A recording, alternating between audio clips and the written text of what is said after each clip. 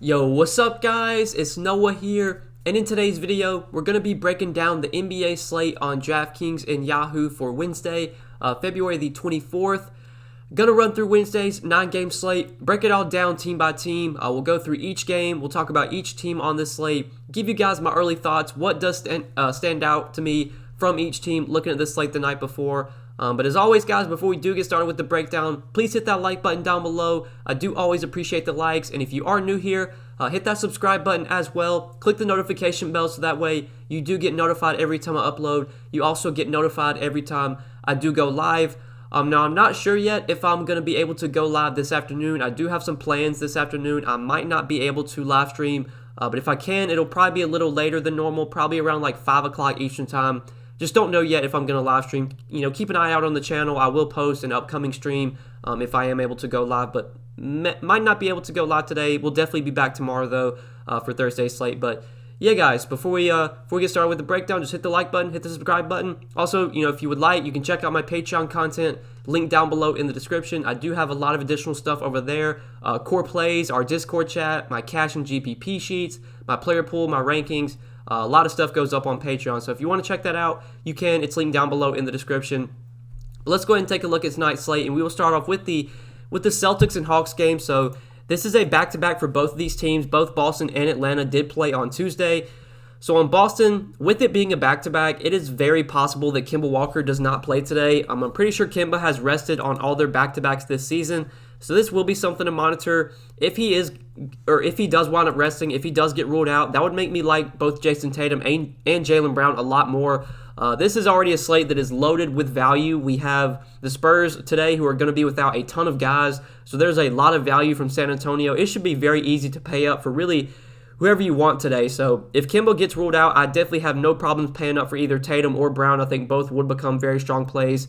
Peyton Pritchard, if Kemba gets ruled out, would be a decent value. You know, there's other values I'm going to prefer over him, but Pritchard, I would assume, would probably start. I think last game, I can't remember who they started last game, but it wasn't Pritchard. You know, he'd probably get, if I had to guess, like 22, 24 minutes, maybe a few more. Good matchup against Atlanta. He'd be viable if Kemba's out, but really the guys I want to go to on Boston, if Kemba winds up resting, are Tatum and Brown. And if Kemba winds up playing, I think he's fine as well. But, I mean, Boston, outside of the top three guys, there's really not much that's appealing on this team outside of Tatum, Brown, and Kemba if he does play. But moving on to the Hawks. So the Hawks, this is something to monitor. We do have to watch the status of John Collins. So John Collins had to get evaluated for a concussion on Tuesday, and he was not able to return to their game. So it is quite possible that John Collins does wind up out today. We'll have to monitor that. If Collins winds up out, that is a boost for Clint Capella. That is also a boost for Danilo Gallinari. Gallo started the second half in place of Collins. He was absolutely terrible on Tuesday night. I played him. He had 6 DraftKings points in 23 minutes. If Collins winds up out, I'd assume we see Gallo move into the starting lineup. And if that were to be the case, at 4,700, he would definitely be a viable, cheap option you could look to. Gallo, I think, is $11 on Yahoo. Yeah, he's $11 on Yahoo. So if Collins is out, I do like Gallo as a value over there. But Trae Young, I think, totally fine to get to on this slate. You know, he's not really a top option for me, but he has been playing so well lately. Has at least 50 DK points in 4 straight games. Had another pretty solid game against Cleveland on Tuesday night. We saw him have some success against this Boston team when they played a couple days ago. So with all the value we have, should be pretty easy to get up to Trae Young if you do want to pay up for him. He is definitely in play on this slate. Clint Capella, I do have some interest in if Collins gets ruled out. I would assume the minutes for Clint Capella would be a lot safer. I think the minutes would be a little bit higher as well. I believe he played over 30 minutes on Tuesday. Yeah, he got 37 minutes on Tuesday against Cleveland. If Collins were to sit, I think we get like 35, 36 minutes from Clint Capella. You know, there's a lot of good center plays on this slate, but Capella would definitely be towards the top of my list, especially if Collins is out. But I think that really does it for the Hawks today. You know, Cam Reddish, he did not play Tuesday. We'll have to monitor his status. If he were to be ruled out, I would assume that Tony Snell would start again. You know, Tony Snell played 33 minutes on Tuesday. He wasn't terrible. He had 23 fantasy points, but I don't really want to play Tony Snell on a slate that already has a bunch of good value. So we can go ahead and move on to the next game, Houston and Cleveland. So on Houston today, this is a team that is pretty riddled with injuries right now. We do know that Christian Wood is going to remain out. Victor Oladipo and Eric Gordon, they are both listed as questionable. So these are two pretty big injuries to watch. If we do get a scenario where both Gordon and Oladipo are out, I think John Wall becomes a great play. He's going to dominate the usage, going to have the ball in his hands a ton. I wouldn't even mind spending over 8K for him. He would definitely be one of the better point guard options on this slate if Oladipo and Gordon are out. We do know that DeMarcus Cousins was released. He's no longer on the team, so he's going to be out today, which I assume means we see, P.J. Tucker start at center again. P.J. Tucker, he's listed as probable, so he's expected to play. But yeah, we just got to watch the injuries here with Oladipo and Gordon. If everyone's good to go, like if Oladipo, if Gordon, if they all play, I don't really like anything on Houston, but if Oladipo and Gordon are both out again, or if they're both out, then I do really like John Wall. I think JEJOUNTE would be viable, but he's really expensive now. House is really expensive. Nwaba's prices come up, so it's really just John Wall. If Oladipo and Gordon are out, I think John Wall's a good play, and not too much else I like from Houston. But moving on to Cleveland and looking at the Cavs, so this is a team that I think is pretty appealing today. Jared Allen, I do like quite a bit. Him and Clint Capella, I think, looked like two of the better center plays in that 7K range. Love this matchup for Jared Allen against this Houston team that's going to be playing a lot of small ball. I mean, this is a spot where Jared Allen should just absolutely be able to dominate on the boards. We saw Wendell Carter have a huge game against Houston when they played a couple days ago. Like, centers are just going to be able to dominate this Houston team until they get Christian Wood back. They don't really have any good defensive big men. I mean, P.J. Tucker's a good defender, but he is definitely undersized when it comes to defending guys like Jared Allen. So we could get another big game from Jared Allen. Even at 7,700, I still think he looks like a very good option on this slate. I'll be definitely going right back to him, I think. Allen's my favorite guy to go to from the Cavs today. Collin Sexton and Darius Garland are both viable. I don't think either one are top plays for me, but they are viable if you do want to go to them on this slate. Cedi Osman, he moved back to the bench on Tuesday. If he's back on the bench again, if they start Dean Wade again, I have no interest in Cedi Osman at 6K. If Dean Wade starts again, he could be viable. He's minimum salary, but I don't really like him as a top value. So this Cleveland team, outside of Jared Allen and maybe Collin Sexton, maybe Garland, really it's just Allen for me that I really like. And, not too much else stands out from the Cavs outside of Jared Allen. So we can go ahead and move on to the next game, Golden State and Indiana. This is a back-to-back for Golden State. It's also a back-to-back for Cleveland. I forgot to mention that. I don't think anybody's going to rest on Cleveland, but this is a back-to-back for the Warriors, so this will be something to monitor. I assume everyone plays here, but just keep an eye on the injuries here. Maybe they rest someone on the back-to-back, but this Warriors team right now with how they're all priced, I don't really like anyone on this Warriors team, not in this matchup. It's not a great spot against the Pacers. Everyone just feels, appropriately priced, if not overpriced. With Wiseman and Looney back, I don't really have that much interest in Draymond Green now that he's, still 6,600. He did have a solid game, or he didn't have that solid of a game, I don't think. I can't remember what he finished with on Tuesday against the Knicks. I don't think he had a great game, but I can check that real quick just to be sure. But, I really didn't have any interest in any Warriors on Tuesday's slate. I don't know if any of them really had, a big game. Curry was pretty good. He had 37, 6, and 6. Draymond had 7, 9, and 12. So actually, Draymond was pretty good. He still played 36 minutes. But still, on this slate, I don't think Draymond's going to be a top option for me. It was at least good to see him, though, still be able to produce even though he wasn't starting at center on Tuesday. I'd assume that they start Looney at center again. If I have to go to anyone on the Warriors, I think it is going to be Draymond Green at his price point. But I don't really like anyone too much on this team. Nobody on the Warriors, I don't think, stands out as a top option. Moving on to the Pacers, though, there are guys I do like from the Pacers today. It's mainly the top two guys for me, Domantas Sabonis and Malcolm Brogdon. Now, Sabonis, he is really, really expensive. He's $10,500. I think this is the highest price that we've seen on Sabonis all season. But, I still have interest in him, especially because we already have so much value on this slate. We're going to talk about all these Spurs guys that are really cheap. If you load up on the Spurs value, which I think is going to be the way you want to go today, you have plenty of salary to work with. It is very easy to pay up for Sabonis if you do want to get to him.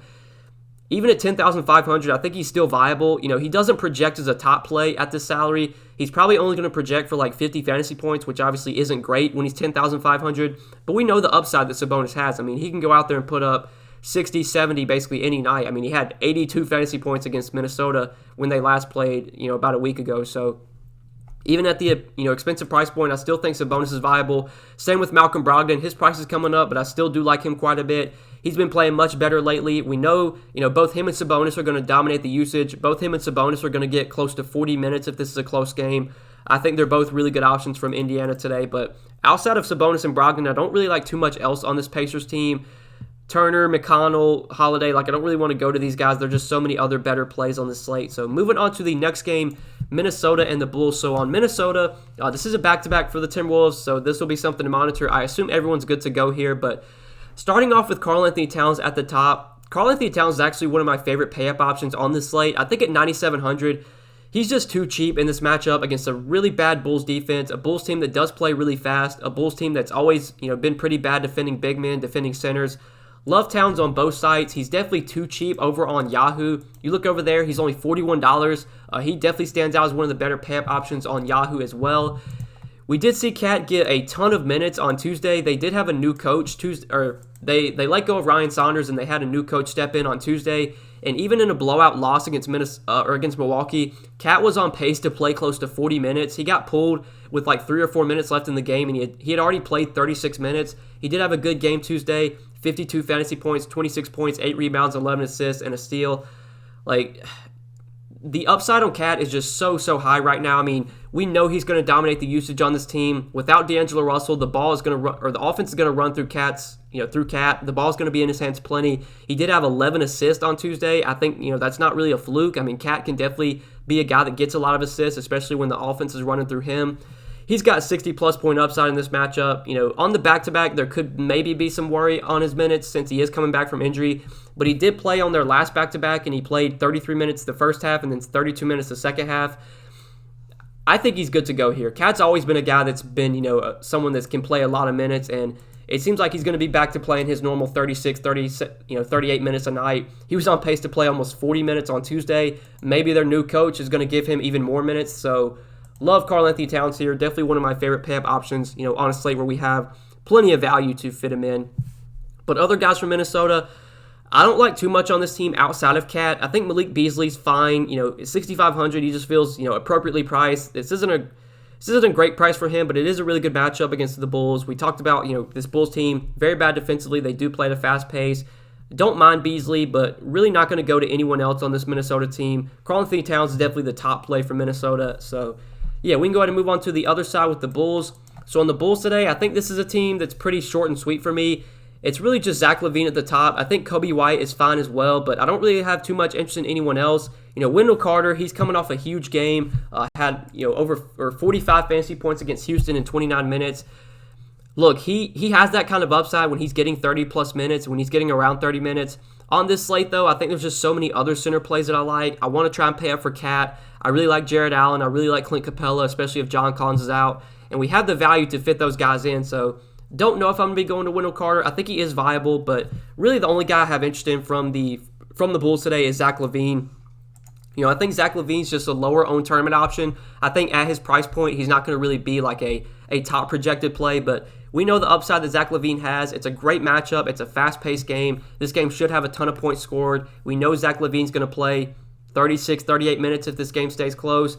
If I'm playing Karl-Anthony Towns, it makes sense to run it back with someone on the Bulls side, and LaVine would be the first guy that I would look to from Chicago. So do have interest in him at 9,600, but I think we can go ahead and move on to the next game, Toronto and Miami. So on Toronto, I really don't like anyone on the Raptors today. Kyle Lowry is expected to play. We already got word that he is likely to be back for this game. He has a good chance of playing. If Kyle Lowry is good to go, I think everyone on the Raptors is just appropriately priced, if not, overpriced. Van Vliet and Siakam were both priced up for when Lowry was out, and now that Lowry's back, I don't really want to pay over $8K for them. Lowry himself could be viable at 7,100, but there's just so many other plays I prefer over him today. This Toronto team's just going to be a fade for me. I don't really like anyone on Toronto. I think we can go ahead and move on to the Miami side. So looking at Miami, Jimmy Butler, Bam Adebayo, I don't think I'm going to go to them on this slate. There's just other studs I'd rather get to. A lot of the guys we've already talked about, like Trae Young, John Wall, if Oladipo and Gordon are out, Sabonis, Brogdon, LaVine. I think I prefer all those guys over Butler and Adebayo. It's not a great matchup either. This game is just not that appealing. Outside of one thing, so Tyler Hero was out last game. Goran Dragic was also out last game. We saw Kendrick Nunn put up a huge outing. He played 41 minutes against OKC, had 51 Draftkings points, finished with 20 points, 5 rebounds, 9 assists, 2 blocks, and 3 steals. If we do get a scenario where Hero and Dragic are both out again, I'm totally fine going right back to Kendrick Nunn, even at 6,100. He's going to play close to 40 minutes, if not more than 40 minutes, if both those guys are out. The matchup isn't great, but Nunn is someone that can be productive when he does get the opportunity, and he's been really good lately. The minutes will be there if Hero and Dragic are both out, so keep an eye on that. He would be the one guy I'd look to get to from Miami, but only, if I'm playing, or if I'm playing a lot of lineups, I get some exposure to Butler, I get some exposure to Adebayo, but if I'm only playing one lineup or even just a handful, I don't think they make it into my one lineup or three lineups today. So yeah, we can go ahead and move on to the next game, Detroit and New Orleans. So Detroit is on a back-to-back. This will be something to monitor as well. I think everyone's going to be good to go here, but it is a back-to-back for the Pistons. But starting off at the top with Jeremy Grant, at 7,600.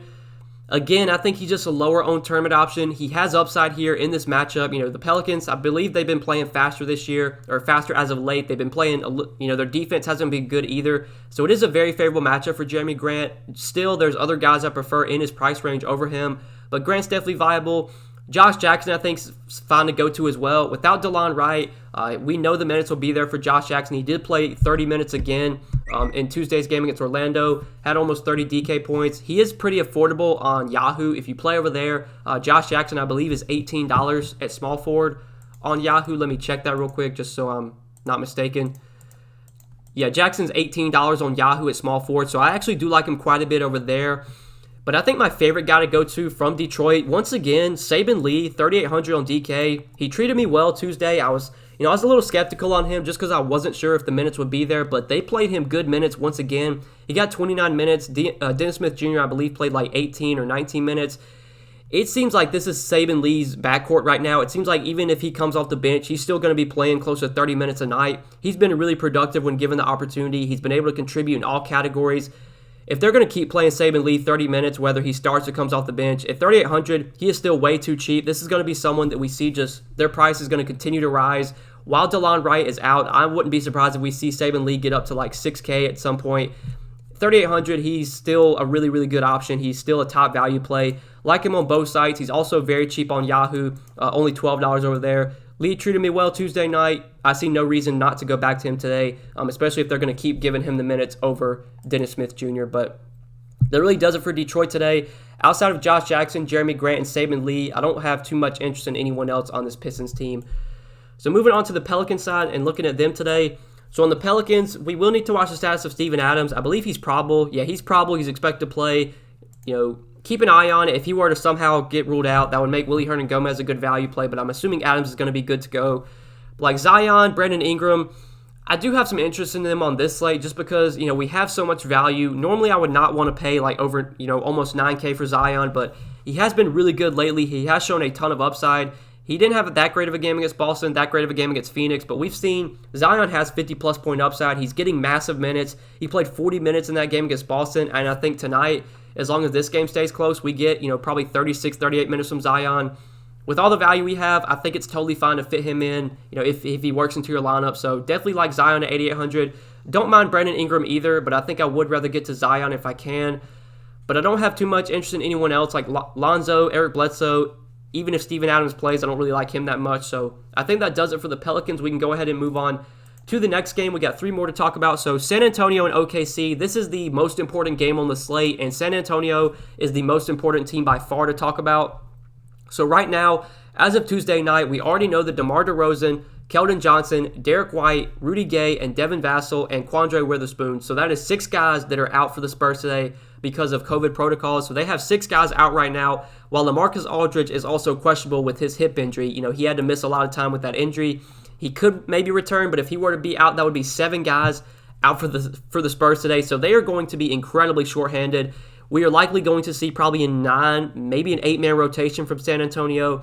And there's just so many guys that are cheap here that are going to be forced to play big minutes. So first off, we'll just start off at the top. I think Dejounte Murray, he's an awesome play today. I mean, he's just too cheap. He's going to dominate the usage with no DeMar DeRozan, with potentially no Aldridge. With all these guys out for San Antonio, I think we're going to get close to 40 minutes from Dejounte Murray if he's, as long as he's good to go, as long as he's playing well.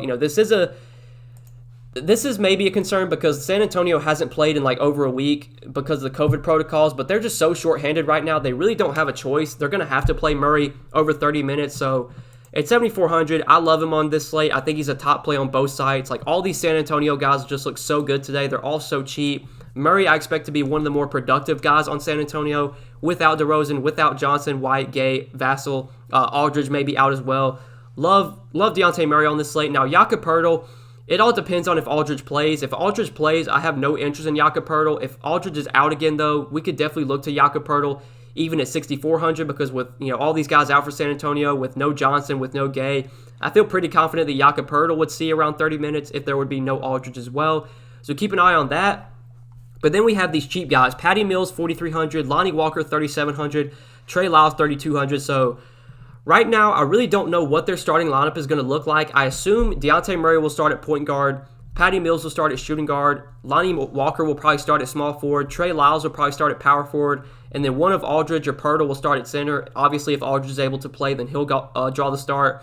So it's likely that we see Patty Mills, Lonnie Walker, and Trey Lyles all in the starting lineup for San Antonio tonight.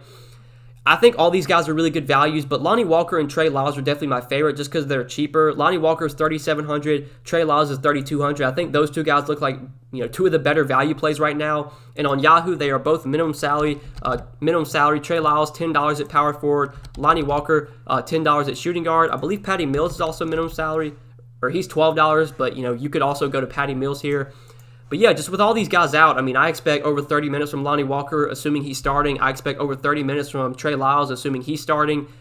These guys are just too cheap, man. San Antonio's just so shorthanded right now. They're going to have to play, these guys are going to have to play over 30 minutes as long as, the game stays close. Even if it blows out, there's a good chance you still see, Trey Lyles out there in a blowout because they really only have 3 or 4 guys coming off the bench. They have Keita Bates-Diop. They have Drew Eubanks, who's a center. He's not going to really play alongside Aldridge or Poeltl. They have Trey Jones, I think.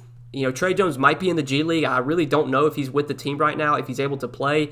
It says right here that he was assigned to the Spurs G League. That was on January 31st. Maybe he gets called up for this game. I really don't know. But then they have this SAMANIC guy who I have no idea who this dude is, LUKA SAMANIC. He hasn't played in a month. I don't really feel confident either one of those guys get minutes, even if they're active. I do expect Keita Bates-Diop to get some minutes off the bench, though. I expect Drew Eubanks to get some minutes off the bench.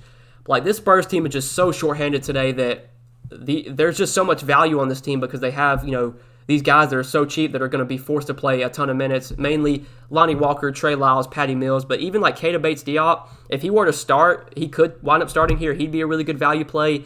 Even coming off the bench, he'd still be viable. Probably wouldn't go to Drew Eubanks just because, they still have Poeltl. They could potentially still have Aldridge. But, if Trey Jones is active and he's with the team, he's viable at minimum salary. Same with SAMANIC. They're just so thin right now. I think it's likely that we see probably 9 active players for San Antonio. Maybe they have the minimum. Maybe they only have 8 active bodies. This is going to be something to monitor during the day. Just keep an eye on the San Antonio news. Keep an eye on who's active and who's with the team, because this is going to be the team we look to for value on this slate with how shorthanded they are right now with so many guys out for COVID protocols. But yeah, moving on to the OKC side. So OKC is not nearly as appealing today as San Antonio. There's really no one that stands out as a top option from OKC. Outside of maybe SGA, you could get to SGA in tournaments. I think he's just, a lower-owned option you could target that has upside. If you are playing, 3 or 4 Spurs, which I think is probably what you're going to be doing today, it does make sense to maybe run it back with someone on the OKC side. If I was going to run it back with anyone, it would be SGA. But again, I probably would rather play Malcolm Brogdon over SGA at a similar price tag. So yeah, that kind of does it for this game. Not too much I love on the Thunder outside of Alexander or SGA Alexander. But yeah, we can go ahead and move on to the Charlotte and Phoenix game. So on Charlotte, we do need to watch the status of Gordon Hayward. Gordon Hayward is currently questionable, while we do know that Devontae Graham is once again going to be out for this game. So with Gordon Hayward questionable, that could potentially open up some value here from the Hornets. I would assume that if Gordon Hayward is out, we'd probably see Miles Bridges move into the starting lineup. Miles Bridges is only 4,700. He's not a great point per minute player, but I assume if he does start that we probably get 36, 37 minutes from him. Last time he started with Hayward out, he played 37 minutes. So if Gordon Hayward were to be out, that would make me like Miles Bridges more. That would also give a bump to LaMelo Ball, to Terry Rozier, to PJ Washington. At these guys' price points, I don't think any of them are top plays today, but I think these are guys you can definitely mix in tournaments. They all obviously have plenty of upside. We're seeing LaMelo just play massive minutes right now. He hasn't been good lately, but we know the upside LaMelo has when he does get the minutes. Same with Terry Rozier. He's just been so good lately. He was terrible last game against Utah, but I'd expect him to bounce back here. We know the upside that Terry Rozier has, especially with no Graham. And if there were to be no Hayward as well, that would make me like Rozier a little bit more. And then PJ Washington, I think, is definitely too cheap as well, especially if Hayward gets ruled out. He'd probably play 33, 34 minutes, maybe a few more. He should be more productive if Hayward were to be off the floor. So this Hornets team is actually somewhat appealing today, especially if Gordon Hayward gets ruled out. If Gordon Hayward winds up playing, Not too much I like on the Hornets outside of, probably the top two guys, LaMelo and Rozier, you could look to in tournaments. But yeah, we can go ahead and move on to the other side with the Suns. So on the Suns today, Devin Booker, Chris Paul, I don't think either one are like top plays for me. They're guys you could definitely mix in if you're playing a lot of lineups. I don't like too much from this Suns team outside of DeAndre Ayton. I do really like this matchup for DeAndre Ayton. He was on pace to absolutely smash last game, but he got limited because of the blowout. He only played 26 minutes, but he was really productive. Had 33 DK points in that time. He's still very affordable on DraftKings, coming in at $6,900. I think he's still pretty cheap on Yahoo as well. He is $25 over there. So yeah, definitely like Ayton as a mid-range center. If I can find the salary, I would probably rather get up to guys like Jared Allen, Clint Capella, those guys. But yeah, Ayton's for sure viable. I don't really like too much on the Suns, though, outside of Ayton, Paul, and Booker. Really not going to be looking to anyone else on this team. Ayton's by far, I think, my favorite option from the Suns today. Moving on to the last game of the night, the Lakers and the Jazz. So this should be a very fun game to watch. These are in terms of record, these are like two of the top teams in terms of record this year. I know the Jazz have been playing incredibly well lately. Should be a fun game to watch, but I don't know if there's a ton of appeal here for DFS. LeBron at 10,900, in a big game like this, I expect LeBron to play very well. I expect him to continue to dominate the usage without Anthony Davis and without Dennis Schroeder. On this slate, though, I think LeBron's more of a secondary pay-up option. There are other studs I'd rather get to that are cheaper. But like I said, there's so much value today, it should be very easy to pay up for multiple studs. So if you want to get LeBron in, by all means, go ahead. He is obviously one of the top projected plays. I think he's actually the most expensive player overall on the slate. Yeah, he's the most expensive player overall at 10.9, whereas Sabonis second most expensive at 10.5. So yeah, feel free to play LeBron. I don't know if I'm going to go out of my way to play him today, but if he fits into my build and I like my lineup, totally fine getting to LeBron, even in a less than ideal matchup.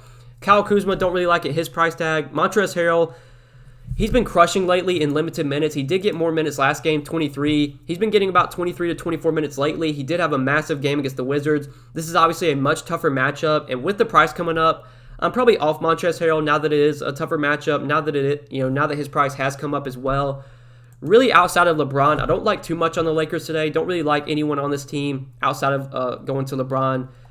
Marc Gasol was pretty productive in limited minutes last game. He did play 27. In a matchup against Rudy Gobert, maybe they choose to run Gasol out there for a lot more minutes than they do Montrezl Harrell. So maybe we get like 28, 30 minutes from Marc Gasol.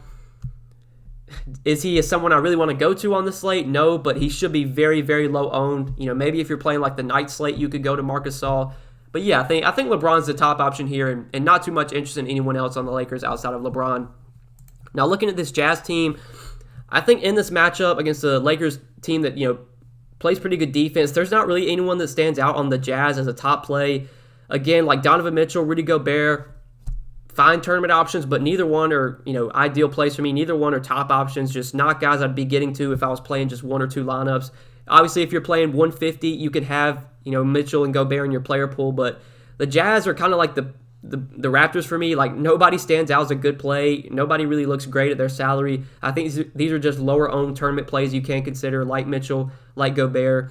Conley, if we know the minutes would be there, he'd probably be my favorite because I think he's the most affordable. He did get 29 minutes last game. He probably plays like 30 to 32 minutes today. He's affordable at 6,100. When Conley's fully healthy, I think he's going to be someone you see priced, and a little bit higher than this, so we are still getting a little bit of a discount on him, but still, like, Conley's not a top play for me. So that really does it for the Jazz today, and that does it for all 9 games on this Wednesday slate. So I hope you guys did enjoy this video. Hope you did enjoy the breakdown. If you enjoyed, hit that like button down below before you do get out of here, guys. Hit that subscribe button as well. Be sure to click the notification bell so that way you do get notified every time I upload. You also get notified every time I do go live. Now, like I said, I don't think I'm going to be able to go live today. We'll just have to wait and see. Most likely won't be live, but if I do, it'll probably be later, around 4:30, 5 o'clock Eastern time. So just be checking YouTube around then. Check my channel. I might be live then. Don't think so, but just keep an eye on it. But yeah, good luck tonight, guys. Appreciate you watching the video. I hope you did enjoy. We'll see you in the next one. Good luck, guys.